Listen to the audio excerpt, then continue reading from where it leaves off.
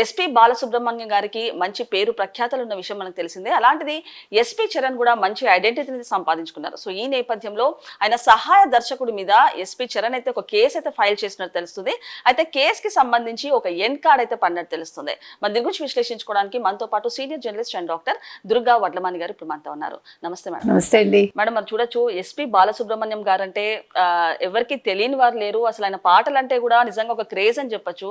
ఇక్కడ తమిళ్ కానివ్వండి, తెలుగు కానివ్వండి, బాలీవుడ్ ఏ ఇండస్ట్రీలో చూసినా. అలాంటిది ఎస్పీ చరణ్ గారికి కూడా మంచి పేరు ప్రఖ్యాతలు ఉన్నాయి. అండ్ ఇంకా ఒక షో కూడా కంటిన్యూ చేస్తున్నాడు, పాడుతా తీయగా షో. సో ఇప్పుడు చూసుకుంటే గనక ఒక సహాయ దర్శకుడి మీద ఎస్పీ చరణ్ అయితే కేసు ఫైల్ చేసినట్టు తెలుస్తుంది. సో ఆ కేసుకి సంబంధించి తమిళనాడు ప్రభుత్వం నుంచి ఆయనకు ఒక సపోర్ట్ కూడా వచ్చినట్టు తెలుస్తుంది. ఏమంటారు మేడం? అంటే ఈ విషయంలో మన స్టాలిన్ గారిని అభినందించాలండి. ఆ మధ్యకాలంలో వాణిశ్రీ గారి సమస్య కూడా అంటే ఎన్నో సంవత్సరాలుగా పెండింగ్లో ఉన్న ఒక స్థలం విషయంలో అది ఇప్పుడు కొన్ని కోట్లు అది వారు పరిష్కరించి వారికి ఇవ్వటం జరిగింది.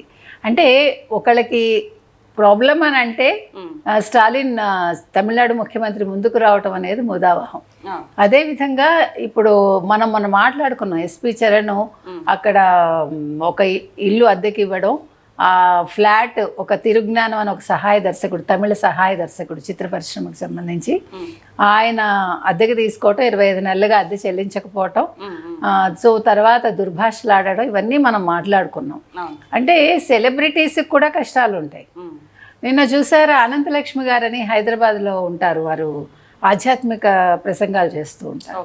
వారి ఇల్లు కూడా కబ్జాకు గురైతే బ్రాహ్మణ సంఘం వాళ్ళు విడిపించి ఆవిడకి విముక్తి కలిగించారు ఆ ఇంటికి. అలా అంటే ముందుకు రావాలి ఎవరో ఒకరు. ఎందుకంటే పాపం కొంతమంది ఇప్పుడు చరణ్ లాంటి వాళ్ళు సెలబ్రిటీస్ గట్టిగా దెబ్బలాడలేరు, అనంతలక్ష్మి గారు లాంటి వాళ్ళు అసలు దెబ్బలాడలేరు. అంటే నేను అనేది ఏంటంటే ఒక సమస్య వచ్చినప్పుడు ఎవరో ఒకరు స్పందించాలి. ఆ విషయంలో మనం స్టాలిన్ గారిని అప్రిషియేట్ చేద్దాం. ఎందుకంటే ఆయన ఇప్పుడే జర్నీ కూడా వెళ్ళొచ్చారు. ఆయన ఇంత బిజీలో కూడా ఈ విషయాన్ని పట్టించుకుని అతని చేత డబ్బులు ఇప్పించారో, మరి గవర్నమెంట్ తరఫున ఇప్పించారో మనకు అది న్యూస్ కరెక్ట్గా తెలియలేదు. కానీ మొత్తానికి ఆయన సమస్యను అయితే సాల్వ్ చేశారు. ఇప్పుడు మీరు అన్నట్టుగా తనకంటూ ఒక ఐడెంటిటీ తెచ్చుకున్నారు ఎస్పీ చరణ్. కొన్ని సందర్భాల్లో మనం ఒక పేరు వచ్చాక మనకి కొన్ని కష్టాలు వస్తాయి అనవసరంగా.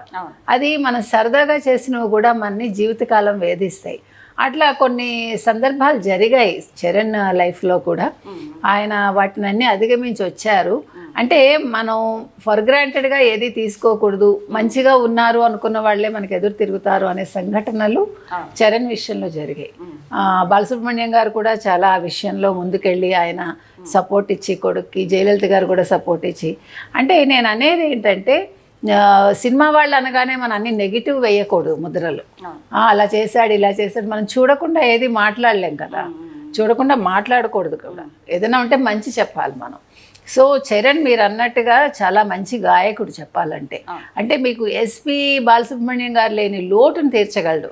కానీ అతనికి సరైన ప్లాట్ఫాము, తర్వాత సరైన గుర్తింపు ఇంకా రావాలి. ముఖ్యంగా ఎందుకు చెప్తున్నానంటే బాగా అవకాశాలు రావాలి, కొత్త వాళ్ళకి అవకాశాలు ఇవ్వాలి, అది ఎవరు కాదని అనరు. కానీ మంచి గాత్రం ఉన్నప్పుడు మీకు చూడండి, మనకి ఎస్పీ బాలసుబ్రహ్మణ్యం గారిని మనం ఒక ఐడెంటిఫికేషన్ ఉంది ఆయనకి. ఆ ఐడెంటిఫికేషన్ ఏంటి? ఆయన ఏ నటుడికి ఎలా పాడాలో తెలుసు ఆయనకి. మనం ఆ నటుడి గొంతులాగానే భావిస్తాం మనం. ఇప్పుడు అది మిస్ అయింది. అలాంటి గాయకులు లేరు. ఆ లోటును పోడ్చగలరు ఎస్పీ చరణ్. ఎందుకంటే అతని గాత్రం తండ్రి గాత్రం లాగానే ఉంటుంది.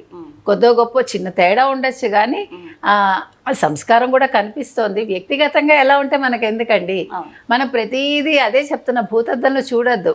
ఒక ఇండస్ట్రీలో ఉన్నప్పుడు హౌ దే ఆర్ బిహేవింగ్, వాళ్ళు ఎలా ఉన్నారు, వాళ్ళ కళని ఎలా ప్రదర్శిస్తున్నారు, అవి చూసుకోవాలి మనం. ఆ విషయంలో మనం మొన్న కూడా చెప్పుకున్నాం, ఎస్పీ శైలజ గారు కావచ్చు, ఎస్పీ పల్లవి కావచ్చు, చరణ్ కావచ్చు, అందరూ కూడా చాలా హంబుల్గా ఉంటారు, చాలా రెస్పెక్ట్ ఇస్తారు తల్లిదండ్రులకి, అన్నగారికి శైలజ గారు ఇస్తారు. అందుకని మనం అలాంటి కుటుంబం నుంచి వచ్చిన వాళ్ళని మనం అంటే మంచి జరగాలని కోరుకోవాలి. స్టాలిన్ గారు చేసిన పని చాలా బాగుందండి. అంటే ఇది చిన్న విషయంగా కనిపించవచ్చు, కానీ వాళ్ళకి వ్యక్తిగతంగా అది పెద్ద విషయం కదా. కరెక్ట్. మీకు ఆస్తులు ఉన్నాయి కదా ఏంటిది అంటే ఎవరిని బాధ పెట్టకూడదు కదా. మేడం ఇంకొకటి అంటే సినీ సెలబ్రిటీస్ ని ఇట్లాంటి వాటిల్లో తలదూచుకొని ఇలాంటి వాటిల్లో క్యాచ్ చేసుకొని నెగిటివ్ గా పోర్ట్రే చేస్తుంటారు కొంతమంది. అంటే ఏంటంటారు, ఎందుకు అలా నెగిటివ్ పోర్ట్రే చేయడానికి రీజన్ ఏంటంటే? ఏం లేదండి, అదొక ఆనందం అంతే, మానసిక ఆనందం అంటారు అది. అంటే నాకు వాళ్ళు తెలుసు ఇలా జరిగింది. ఇప్పుడు మీరు చెప్పే విధానంలో కూడా చూడండి, కొన్ని వాయిస్లు ఇలాగ ఏదో ఒక ఏమంటారు డిటెక్టివ్ స్టోరీస్ చదివినట్టుగాను, లేకపోతే ఏదో ఒక హత్య జరిగినప్పుడు చూడండి, ఇప్పుడు కొన్ని వస్తూ ఉంటాయి వీడియోలు, క్రైమ్ రిపోర్టింగ్, అదేంటో గంభీరంగా అలా ఉండాలి ఆ వాయిస్. వాళ్ళు కూడా ఇలాగా ఒక కోపంగా చదవటమే అట్లా చదువుతారు. అంటే మీకు ఫీల్ రావడం కోసం, ఎదురువాడికి వస్తుందో లేదో ఫీల్ మనకు తెలియదు, కానీ వాళ్ళైతే ఫీల్ అయ్యి చదువుతారు. అట్లాగా ఇలాంటి స్టోరీస్ చెప్పడంలో ఒక ఆనందం అనమాట. ఇంకొకటి ఏంటంటే నాకు వాళ్ళు చాలా క్లోజ్ సుమా అని చెప్పుకోవటానికి కూడా ఉంటుంది. తర్వాత ఏదో నేను అక్కడ ఉండి చూసినట్టు అట్లా మాట్లాడే జర్నలిస్టులు కూడా నాకు తెలుసు. అక్కడ నిజంగా అలా జరగకపోయినా అబద్ధాలు చెప్పిన జర్నలిస్టులు కూడా నాకు తెలుసు. అంటే వాళ్ళు అదొక ఐడెంటిటీ లాగా చేసుకుంటారు. జనాలకు కూడా అలా కథలు చెప్పే వాళ్ళు నచ్చుతారు. మీరు కూర్చోపెట్టి కథలు చెప్తుంటే బాగా వింటారు వాళ్ళు. అన్ని అబద్ధాలే ఉంటాయి అందులో.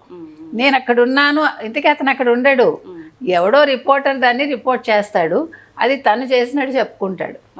అలా అన్నమాట. అంటే ఒక ఆనందం, ఒక మానసిక ఆనందం వాళ్ళకి. అంటే నాకు వాళ్ళు చాలా బాగా తెలుసు, అక్కడ నిజంగా ఇలా జరిగింది అని మన నమ్మించే ప్రయత్నాలు చేస్తారు. కొంతమంది అది నచ్చుతుంది, కొంతమంది దాన్ని ఎంజాయ్ చేస్తారు, చేసి స్ప్రెడ్ చేస్తారు, అక్కడితో ఆగరు, అది సమస్య. కాబట్టి ఇవన్నీ కూడా ఒక జాడ్యాల్లాగా, ఒక రుగ్మత అంటాం కదా, అట్లాగా అనమాట. ఏది ఏమైనా ఎస్పి చరణ్ కెరీర్ ఇంకా ముందుకు వెళ్ళాలండి. తను ప్రొజెక్ట్ చేసుకోవాలి. ఇంకా తప్పులేదు, తండ్రి పేరు చెప్పుకుంటే తప్పే ఉంది. అంత మంచి లెజెండ్ కొడుకు అయినందుకు ఇబ్బంది పడకూడదు, సిగ్గుపడకూడదు. He has to carry his father's name also, and at the same time తనకి అంటూ ఒక పేరు తెచ్చుకోవాలని మనం కోరుకుందాం. Okay madam, thank you.